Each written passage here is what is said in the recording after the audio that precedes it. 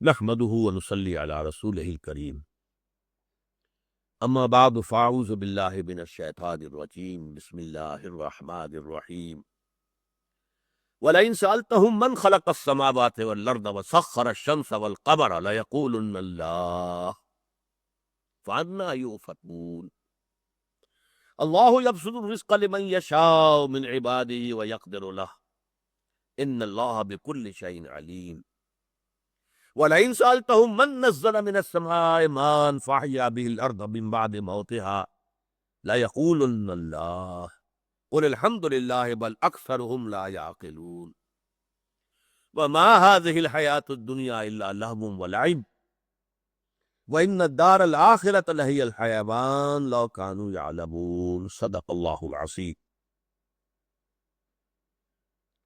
جیسا کہ میں نے عرض کیا تھا، ان آخری 3 رکوعوں میں سورہ عنکبوت کے 2 مضامین کی لڑیاں جو ہیں وہ بٹ دی گئی ہیں۔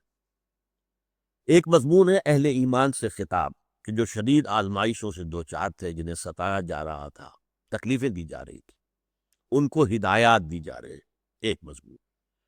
دوسرا مضمون وہ جو لوگ انہیں ستا رہے تھے، ان کا جو مذہب تھا، ان کے جو عقائد تھے، ان کا جو دین تھا، ان کے اوپر تنقید اور انہیں صحیح بات کو تسلیم کرنے کے لیے آمادہ کرنا۔ اب یہ حصہ جو ہے اس دوسری نوعیت پر مشتمل ہے۔ فرمایا وَلَئِن سَأَلْتَهُمْ، اے نبی اگر آپ ان سے پوچھیں گے، من خلق السماوات والارض،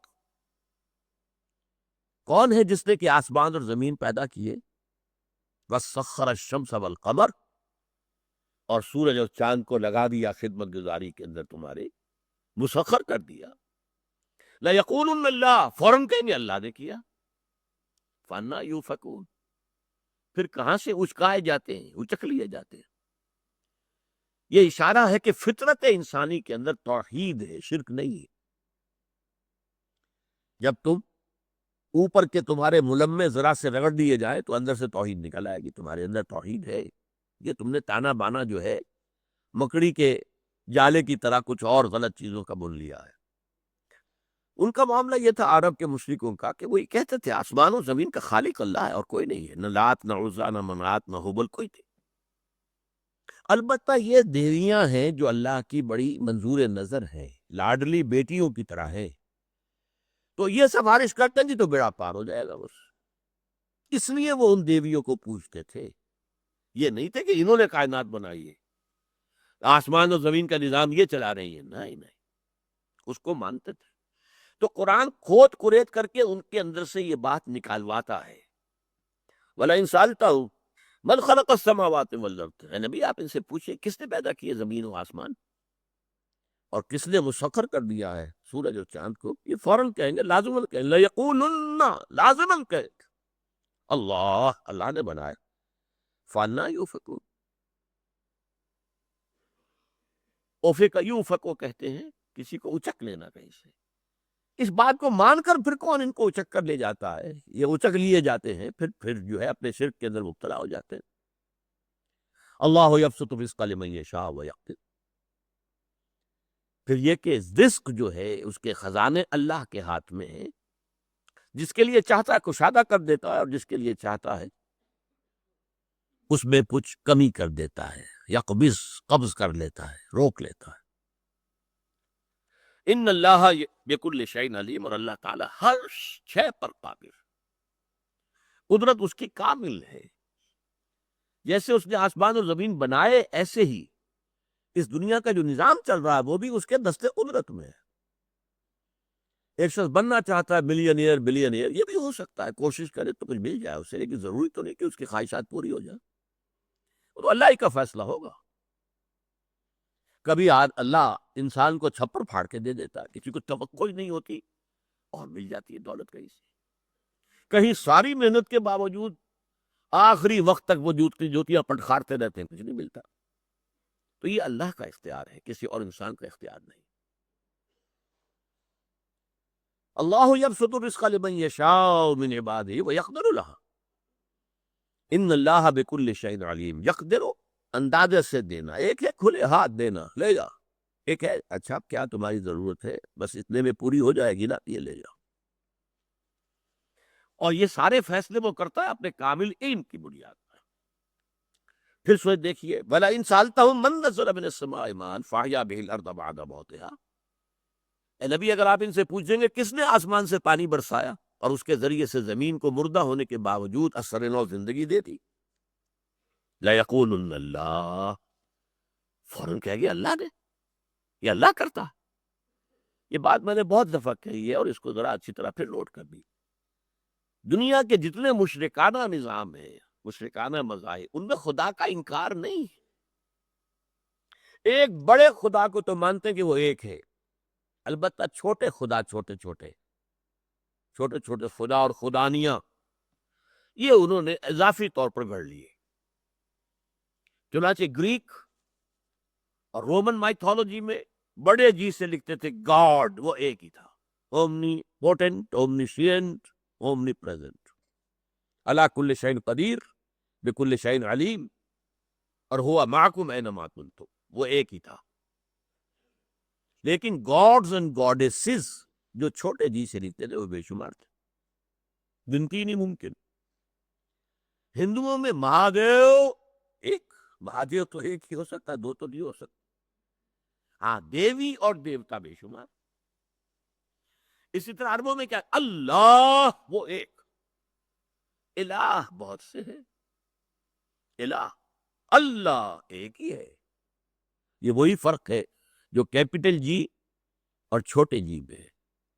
کیپٹل جی کے ساتھ وہ ناؤن بن جاتا ہے، پراپر ناؤن، اور چھوٹے جی کے ساتھ وہ کامن ناؤن ہے۔ الف لام لگ گیا الہ کے ساتھ تو ایک کیپٹل، یہ نام بن گیا اللہ، وہ ایک اللہ، بڑا اللہ، اور الہ اور آلہہ اس کی جمع ہے، یہ بے شمار تھا۔ تو وہی بات کہی جا رہی ہے، وَلَئِن سَأَلْتَهُم مَّن نَّزَّلَ مِنَ السَّمَاءِ مَاءً فَأَحْيَا بِهِ الْأَرْضَ مِن بَعْدِ مَوْتِهَا لَيَقُولُنَّ اللَّهُ قُلِ الْحَمْدُ لِلَّهِ، کہہ دے اے نبی، کل حمد بھی پھر اسی کے لیے۔ تم کسی اور کے حمد کے ترانے گاتے ہو، فلاں مورتی کی جو ہے پوجا کر رہے ہو اور اس کے گن گا رہے ہو، فلاں دیوی کے حمد کے ترانے الاپ رہے ہو، نہیں، قُلِ الْحَمْدُ لِلَّهِ، جب یہ سارا کام وہ کر رہا ہے تو کل حمد اسی کے لیے ہونی چاہیے، کل تعریف اس کے لیے، کل شکر اس کا۔ بل اکثرهم لا یعقلون، لیکن ان کی اکثریت جو ہے اس کا فہم نہیں رکھتی۔ وما هذه الحیات الدنیا الا لہو ولعب، اب یہ آیت وہ ہے جو دونوں طرف جا رہی ہے، اہل ایمان کے لیے بھی اور ان کافروں کے لیے بھی۔ اور نہیں ہے یہ دنیا کی زندگی مگر کھیل اور تماشا، لہو ولعب، لعب کہتے ہیں کھیل کو، بچوں کے لیے کھیل ہے۔ لہو کہتے ہیں وہ شے جس کے اندر کوئی نفسانی خواہش بھی ہو جائے، یہ بڑے آدمیوں کا معاملہ ہوتا ہے، ایڈلٹس کا معاملہ ہے لہو۔ لعب کھیل ہے، بچوں کا کھیل ہے، لیکن دنیا کی زندگی لہو و لعب سے زیادہ نہیں ہے۔ وما الحیات الدنیا الا لہو ولعب وان الدار الآخرۃ لہی الحیوان، اصل میں تو زندگی ہے آخرت کی زندگی، لو کانوا یعلمون، کاش کہ انہیں معلوم ہوتا۔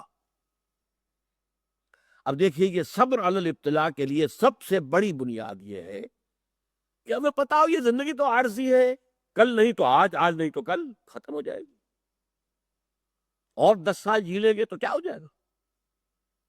جب جائیں گے تو یہی لگے گا جیسے چند گھنٹے رہے تھے یہاں پر۔ آج بھی آپ سوچئے، میں 72 برس کی عمر میں بچپن کی بات ایسے یاد آتی جیسے کل کی بات تھی۔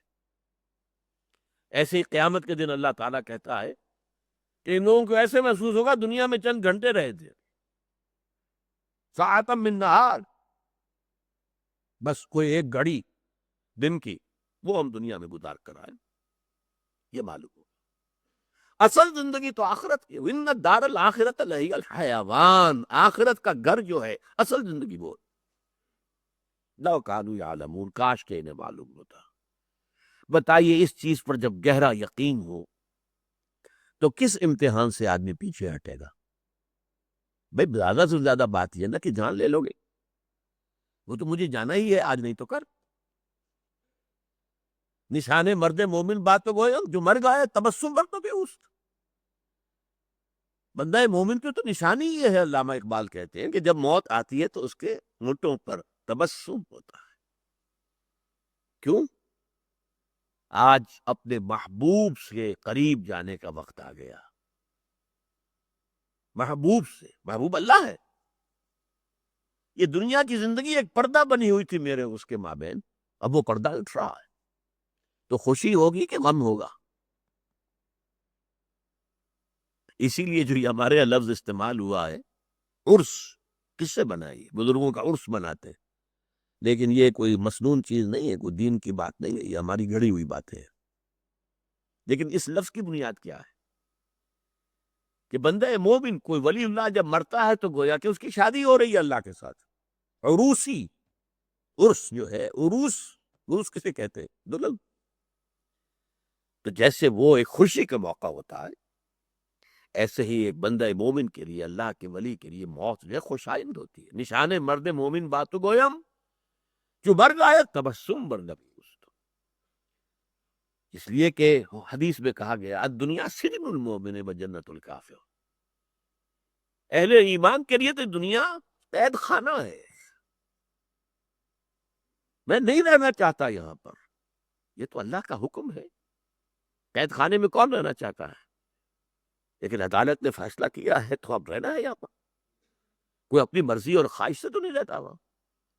اس طرح کا یہ قید خانہ ہے، ہمیں بھیج دیا اللہ نے، لہذا ہمیں یہاں رہنا ہے. اور جو اس کے لیے ہمیں اس نے ہدایت نامہ دیا اس کی پیروی کرنی. لیکن ہماری خواہش تو یہ نہیں کہ ہم یہاں رہیں. ہاں جنت الکافر، کافر کے لیے یہ جنت ہے، میوے ہیں اس میں، کھائے پیے ادھر سے ادھر سے، اسے فکر ہی نہیں ہے کہ جواب دہی کرنی ہوگی. یہ ہے، نوٹ کیجیے. وَمَا الْحَيَاةُ الدُّنْيَا إِلَّا لَهْوٌ وَلَعِبٌ. نہیں ہے یہ هذه الحیات الدنیا، یہ دنیا کی زندگی سوائے کھیل اور کچھ تماشا تماش بینی کے سوا کچھ نہیں.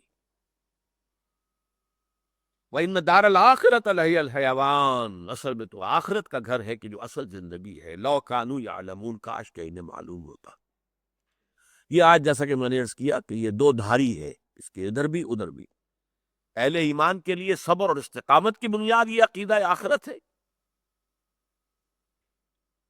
جیسے کہ پہلے رکوع میں آیا تھا من کان یرجو لقاء اللہ فإن اجل اللہ لآت وہو السمیع العلیم.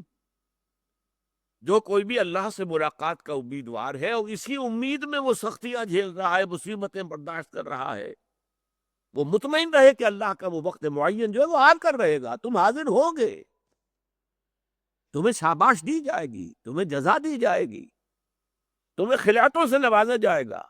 اس میں کسی شک و شبہ کو اپنے قریب نہ آنے دو. من کان یرجو لقاء اللہ فإن اجل اللہ لآت وہو السمیع العلیم. اسی طرح یہاں یہ آیت جو ہے ادھر بھی اور ادھر بھی. اے کافرو، تم اس حیات دنیاوی پر اترا رہے ہو، فخر کر رہے ہو، یہ تو سوائے دھوکے کے اور فریب کے اور کچھ نہیں، کھیل کود ہے. کسی ڈرامے میں، کسی پکچر میں کسی کو بادشاہ کا رول دے دیا، اب وہ بادشاہ کا سے شان کے ساتھ ٹھاٹ باٹ کے ساتھ وہاں ڈرامے میں سامنے آ رہا ہے. وہ سین ختم ہوا یا اس کی جو ہے وہ فوٹوگرافی فلم بندی ختم ہوئی، اس کے بعد وہ بادشاہ صاحب تو کچھ نہیں ہے، وہ وہی ایکٹر کے ایکٹر رہ گئے. اس طرح کسی کے لیے فقیر کا، اب اس نے جو ہے چیتھڑے پہنے ہوئے ہیں، سب کچھ ہے، لیکن وہ سین ختم ہوا تو اب وہ فقیر بھی ویسا ہی ایکٹر ہے جیسا کہ وہ بادشاہ تھا. تو در حقیقت زندگی کے اندر جو کچھ ہو رہا ہے تو ایک ڈرامہ ہے، کھیل ہے، اس کے سوا کچھ نہیں.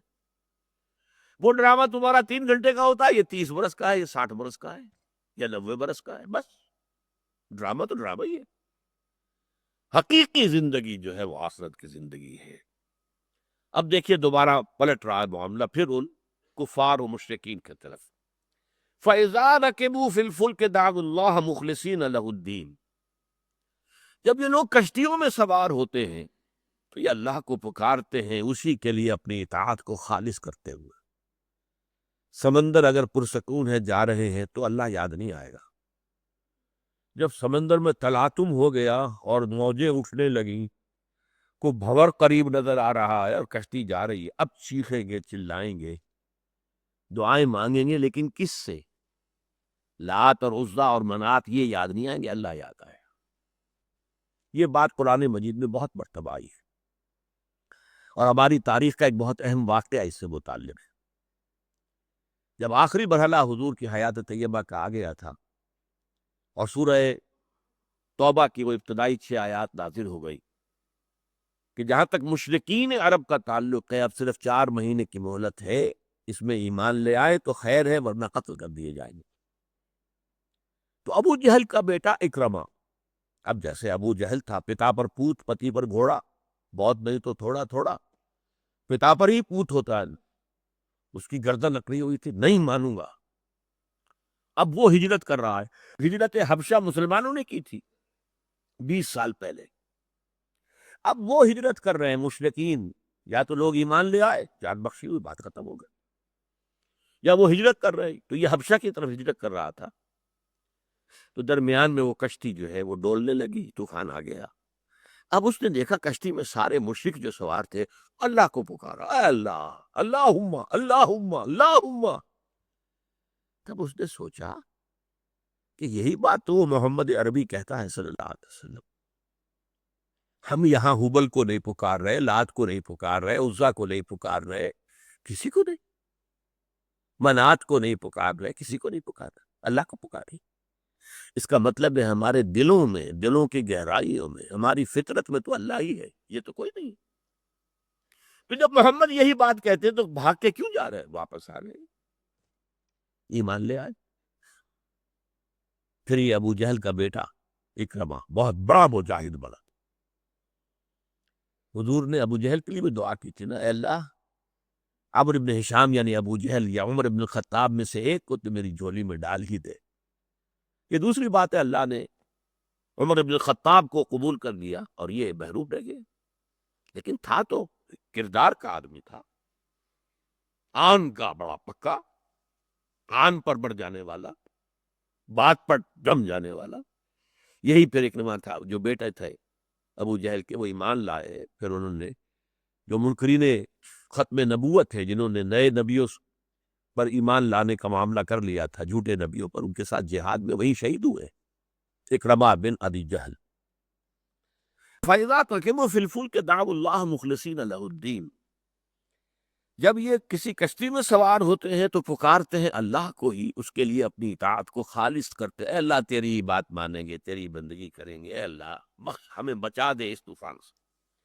فَلَمَّا نَجَّاهُمْ إِلَى الْبَرِّ إِذَا هُمْ يُشْرِكُونَ، جب اللہ نجات دے کر اس طوفان سے انہیں بر پر پہنچا دیتا ہے، زمین پر، خشکی پر، تو پھر اذا ہم مشرکون، پھر شرک شروع کر دیتے ہیں، پھر وہی لات کو، عزا کو، منات کو، ان کو پوجنا، حبل کو پکارنا۔ اور کیوں ہوتا ہے یہ ہم پہلے پڑھ چکے ہیں، مودۃ بینکم فی الحیات الدنیا، ہماری پوری برادری، ہماری پوری قوم یہی کر رہے ہیں، تو ہم کیسے اس سے ہٹ کر وہی کام ہم بھی کریں؟ لیکفروا بما آتیناہم، اور پھر یہ شرک کرتے ہیں تاکہ کفر کریں ان چیزوں کے ساتھ جو ہم نے انہیں دیے، ہمارا دیا ہوا رزق، اور چڑھاوا چڑھاتے ہیں بت کے اوپر، رزق ہمارا دیا ہوا، اس کو رکھ دیتے ہیں فلاں دیوی کے چرنوں میں۔ لیکفروا بما آتیناہم، ہم نے جو کچھ دیا ہے اس کے ساتھ یہ مشرکانہ رسومات کر رہے ہیں۔ وَلِيَتَمَتَّعُوا، اور تاکہ یہ ذرا فائدہ اٹھا لے چند دن زندگی کے جو ہے، کھا پی لے۔ فَسَوْفَ يَعْلَمُونَ، پھر انہیں معلوم ہو جائے گا کہ حقیقت کیا ہے۔ اَوَلَمْ يَرَوْا أَنَّا جَعَلْنَا حَرَمًا آمِنًا، کیا انہوں نے دیکھا نہیں کہ ہم نے ان کے لیے حرم کی سرزمین کو امن کی جگہ بنا دیا؟ پورے عرب میں کہیں امن کی جگہ نہیں ہے، قتل و غارت، لوٹ مار، لیکن حرم بچا ہوا ہے، کوئی وہاں حملہ نہیں کر سکتا، اس لیے کہ وہ حرم، چاہے وہ اب توحید کا مرکز نہیں تھا، وہ جو ہے بتوں کا اڈا بن گیا تھا، لیکن تھا تو حرم نا، ابراہیم کا بنایا ہوا گھر، ان کے جد امجد اسماعیل کا تعمیر کردہ گھر، تو وہاں کے پر امن ہونے کی پوری تاریخ چلی آ رہی تھی۔ اگر کوئی شخص سال ہر سال سے اپنے باپ کے قاتل کے تلاش میں پھر رہا ہو کہ کہیں مجھے مل جائے پھر میں اس کا قیمہ کر دوں، وہ بھی اگر حرم کی حدود میں اس قاتل کو دیکھ لیتا تھا تو کچھ نہیں کہتا تھا، یہاں میں یہ اقدام نہیں کر سکتا۔ یہ ان کی روایت تھی، چلی آ رہی تھی۔ تو دیکھا نہیں انہوں نے کہ ہم نے حرم کو ان کے لیے امن کی جگہ بنا دیا۔ وہ یہ تخطف الناس من حولہم، ان کے ارد گرد کے علاقے جو ہے پورا عرب ہے، لوگ اچک لیے جاتے ہیں، لوٹے جاتے ہیں، مارے جاتے ہیں، پکڑ کر قیدی بنا لیے جاتے ہیں، غلام بنا کر بیچ دیے جاتے ہیں۔ افبالباطل یؤمنون وبنعمت اللہ یکفرون، تو کیا اس کے باوجود یہ باطل پر ایمان رکھتے ہیں اور اللہ کی نعمتوں کا انکار کر رہے ہیں، کفر کر رہے ہیں؟ یہ بہت بڑا کرم ہے جو ابراہیم اور اسماعیل کی بنائی ہوئی اس عبادت گاہ اور اللہ کے اس گھر کو، دنیا کے بت قدوں میں پہلا وہ گھر خدا کا، ہم اس کے پاسباں ہیں، وہ پاسباں ہمارا۔ لیکن یہ کہ اس کے نتیجے میں جو انہیں امن حاصل ہوا ہے، غلط استعمال کر رہے ہیں۔ وَمَنْ أَظْلَمُ مِمَّنِ افْتَرَىٰ عَلَى اللَّهِ كَذِبًا أَوْ كَذَّبَ بِالْحَقِّ لَمَّا جَاءَهُ أَلَيْسَ فِي جَهَنَّمَ مَثْوًى لِّلْكَافِرِينَ۔ اور اس شخص سے بڑھ کر ظالم کون ہوگا جس نے اللہ پر کوئی بہتان باندھا یا اس نے حق کا انکار کیا جبکہ اس کے پاس آیا۔ فدی کی دو شکلیں ہیں۔ سب سے بڑا ظلم یہ ہوگا کہ میں کہوں کہ میں نبی ہوں جبکہ میں نہیں ہوں، میں اللہ پر بہتان باندھ رہا ہوں۔ غلام احمد قادیانی کہتا ہے مجھ پر وحی آ رہی ہے، جھوٹا ہے، بکواسی ہے۔ لہذا اس سے بڑا جھوٹ کوئی نہیں ہو سکتا۔ آپ نے کسی اور کی طرف غلط بات منسوب کر دی، وہ بھی غلط بات ہے، ظلم ہے۔ اللہ پر غلط بات منسوب کر دی کہ اس نے میرے پاس وحی بھیجی ہے۔ اسی طریقے سے اللہ نے جب کسی نبی کو بھیجا اور وہ حق دے کر آیا، اس کا انکار کرنا یہ بھی اتنا ہی بڑا ظلم ہے۔ کسی جھوٹے نبی کی دعوت قبول کرنا یا ایک سچے نبی کی دعوت رد کر دینا، یہ دنیا کے سب سے بڑے ظلم۔ وَمَنْ أَظْلَمُ مِمَّنِ افْتَرَىٰ عَلَى اللَّهِ كَذِبًا، اس شخص سے بڑا ظالم کون ہوگا جو اللہ پر جھوٹ باندھے کہ اللہ نے مجھ پر وحی کی ہے، اور کذب بالحق لما جاء، یا جب حق آئے تو اس کی تکذیب کرتے۔ الیس فی جہنم مثوی للکافرین، تو کیا جہنم ہی میں ٹھکانہ نہیں ہے کافروں کا؟ اب آخری آیت ہے، اس کا تعلق پہلے رکوع کے ساتھ ہے اور وہی صیغہ والذین جاہدوا فینا لنہدینہم سبلنا وان اللہ لمع المحسنین، اور جو لوگ ہمارے راستے میں جد و جہد کرتے ہیں، محنت کرتے ہیں، قربانیاں دیتے ہیں، مال خرچ کرتے ہیں، جانیں کھپاتے ہیں، جانیں دے دیتے ہیں۔ حضرت سمیہ اور حضرت یاسر نے جانیں دے دی، کلمہ کفر زبان سے نکالنا گوارا نہیں کیا۔ حضرت ابو بکر نے بڑی سے بڑی منہ مانگی قیمت دے کر کتنے ہی غلاموں کو خریدا اور آزاد کر دیا، جنہیں ان کے مشرک آقا، وہ غلام اور قریدے جو ایمان لے آئے تھے، انہیں جو ہے ان کے مشرک مالک آقا جو ہے وہ پرسیکیوٹ کر رہے تھے۔ پوچھا کیا مانگتے ہو؟ حضرت بلال کو خریدا ہے، امیہ ابن خلق کے غلام تھے حضرت بلال، وہ ستا رہا تھا بری طرح۔ آخر حضرت ابو بکر نے کہا دیکھو تم بیچتے ہو، میں خریدتا ہوں، ہاں لے جاؤ اسے، لیکن اتنے پیسے ہوں گے، لو حاضر، جو منہ مانگا دے دو۔ کس لیے دیا؟ تاکہ اللہ راضی ہو جائے، اللہ کے ایک بندے کے اوپر سختی جو ہے ختم ہو جائے۔ جو ان کے والد تھے ابو قحافہ، انہیں جب معلوم ہوا تو انہوں نے کہا کہ یہ کیا تم اتنا بڑا سودا کر کے آئے ہو، اس غلام کو تم نے خریدا ہے؟ کوئی اچھا غلام، تکڑا غلام، وہ جس سے کوئی کام بھی لیا جا سکے، وہ خریدا ہوتا۔ انہیں کیا معلوم تھا کہ اس سے زیادہ قیمتی غلام کون سا ہوگا، جس کے بارے میں حضرت عمر نے بعد میں کہا کہ بلال سیدنا، ابو بکر سیدنا، تقا سیدنا، ابو بکر ہمارے سردار ہیں، انہوں نے ہمارے سردار کو آزاد کروایا۔ سیدنا بلال، حضرت عمر کہا کرتے تھے ہمارے آقا بلال، جو مؤذن اول ہیں اس دین کے، جن کو حضور نے کعبے کے اوپر چڑھایا تھا اور کعبے کے اوپر کھڑے ہو کر یوم فتح مکہ پر انہوں نے اذان دی تھی، کعبے کی چھت پر کھڑے۔ یہ شرف اور کس کو حاصل ہو؟ وہ کالا کلوٹا، موٹے موٹے ہونٹوں والا، بال جو ہے الجھے ہوئے خشخشی بال، وہ شخص تھا جو شین بھی نہیں کہہ سکتا تھا، سین کہتا اشہد ان لا الہ الا اللہ۔ بہرحال حبشی تھے، ان کی زبان میں ان کی جو عادت ہے وہ شین نہیں بول سکتے تھے، لیکن ان کی اذان اشہد ان کی زبان سے نکلا ہوا، وہ جتنا میٹھا اور پیارا لگتا تھا اور کسی کی زبان سے کتنا ہی عمدہ اشہد ہو، کہاں وہ بات ہو۔ تو والذین جاہدوا فینا لنہدینہم سبلنا، ہمارا وعدہ ہے ان سے، ہم لازماً انہیں اپنے راستوں کی ہدایت دیں گے۔ یہ بڑا اہم، خاص طور پر جو لوگ اپنا یہ فرض سمجھتے ہوئے کہ اللہ کے دین کو غالب کرنا ہمارا فرض ہے، تو اس کے لیے جد و جہد کرنا ہمارا فرض ہے۔ اب کیا حالات سامنے آنے والے ہیں، اس میں ہمیں کیا کرنا چاہیے، ایک نئی صورتحال پیدا ہو گئی ہے، کیا کرنا چاہیے، 9/11 کا واقعہ ہو گیا ہے، اب کیا کرنا چاہیے۔ جو ہمارے راستے میں جہاد کرنے والے ہوں گے، جد و جہد کرنے والے ہوں گے، اب یہ دیکھیے یہ مکی صورت ہے، اور مکی کے بھی درمیان سے بھی پہلے کی، سن 5 نبوی میں نازل ہوئی ہے۔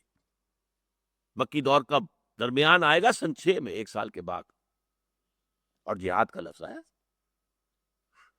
والذین جاہدوا فینا لنہدینہم سبلنا ومن جاہد فانما یجاہد لنفسہ، یہ پہلے رکوع میں ہم پڑھ چکے ہیں۔ جو کوئی بھی جہاد کرتا ہے اللہ کی راہ پہ، وہ اپنے لیے کرتا ہے، ہم پر کوئی احسان نہ دھرے، اپنی آخرت کے لیے، اپنی عاقبت کے لیے، اپنی کامیابی کے لیے، اپنی فوز و فلاح کے لیے کر رہا ہے، ہم پر کوئی احسان نہیں۔ میں نے کہا تھا کہ اس پہلے رکوع کے اندر ڈانٹ ڈپٹ اور دل جوئی اور ہمت افزائی دونوں جو ہے ساتھ ساتھ چلتا ہے، اور کسی مربی اور معلم کا یہ طریقہ یہی ہونا چاہیے کہ وہ حوصلہ بھی بڑھائے اپنے شاگرد کا، ہاں بھیا تم ذہین آدمی ہو، ذرا سی محنت کرو، تھوڑی سی ہمت کر لو تو تم بہت آگے نکل جاؤ، اور پھر ذرا اس کی غلطی ہو تو ڈانٹے بھی، کمی دیکھے تو ڈانٹے بھی، سرزنش بھی کرے، ڈانٹ ڈپٹ بھی، حوصلہ افزائی بھی، ہمت افزائی بھی، نرمی بھی۔ والذین جاہدوا فینا لنہدینہم سبلنا، جو لوگ ہماری راہ میں جد و جہد کریں گے، محنت کریں گے، ہم لازماً انہیں اپنے راستے سجھا دیں گے، ہر مرحلے پر بتا دیں گے، ادھر جانا ادھر مت جانا، بتا دیں گے ہم، ہمارا وعدہ ہے۔ پھر میں نے آپ سے عرض کیا کہ یہ جو صیغہ ہے عربی زبان میں، فعل مضارع سے پہلے لام، لام مفتوح زبر کے ساتھ، آخر میں نون مشدد، ایک ہوتا ہے اضربو، میں ماروں گا، اور ایک ہوتا ہے لأضربن، میں لازماً ماروں، ان میں زمین و آسمان کا فرق ہے۔ تو یہ لنہدینہم سبلنا، ہم لازماً انہیں ہدایت دیں گے، رہنمائی کریں گے اپنے راستوں کی طرف۔ وَإِنَّ اللَّهَ لَمَعَ الْمُحْسِنِينَ، اور یقیناً اللہ ساتھ ہے احسان کرنے والوں کے۔ احسان کے معنی یہاں پر وہ احسان نہیں ہے جو آپ مجھ پر کریں میں آپ پر کروں، نہیں، احسان حسن سے باب افعال ہے، جو کام کرنا خوبصورت انداز میں کرنا، جو کام کرنا ہے بہتر سے بہتر انداز میں کرنا۔ اسلام لائے ہو تو بہتر سے بہتر انداز کا اسلام ہونا چاہیے، پھر اس میں رخصتیں نہ تلاش کرو، عزیمت کی طرف آگے بڑھو۔ ہاں شریعت میں رخصتیں بھی ہے، ماں باپ دونوں نے، سمیہ اور یاسر دونوں نے کلمہ کفر نہیں کہا، جان دے دی، نوجوان بیٹے سے برداشت نہیں ہو سکا، اس نے کلمہ کفر کہہ کر عمار ابن یاسر جان بچا لی۔ یہ بھی رخصت ہے، دین میں ہے، جان بچانے کے لیے کلمہ کفر کہا جا سکتا ہے، اگرچہ دل کے اندر کوئی کفر نہ داخل ہو، دل جو ہے مطمئن بالایمان، ایمان پر قائم رہے، صرف زبان سے کوئی کلمہ کفر کہہ کے اگر جان بچائی جا سکتی ہے تو بچا سکتے ہو، اس کی اجازت ہے، لیکن یہ رخصت ہے، عزیمت نہیں۔ عزیمت وہی تھی جو ماں باپ دونوں کما گئے، جان دے دی، لیکن کلمہ کفر بھی زبان سے نہیں نکالا۔ تو عزیمت کے راستوں پر بڑھو، رخصت کے راستے نہ دیکھو، بلکہ بہتر سے بہتر ایمان، بہتر سے بہتر اسلام، اور ایمان کی بلند ترین منزل جو ہے وہ احسان ہے۔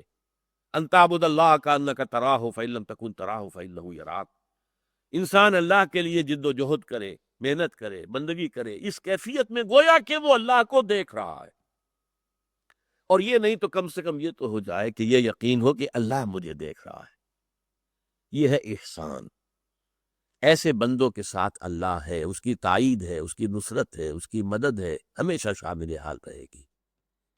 بارک اللہ لی و لکم فی القرآن العظیم و نفعنی و ایاکم بالآیات و ذکر الحکیم۔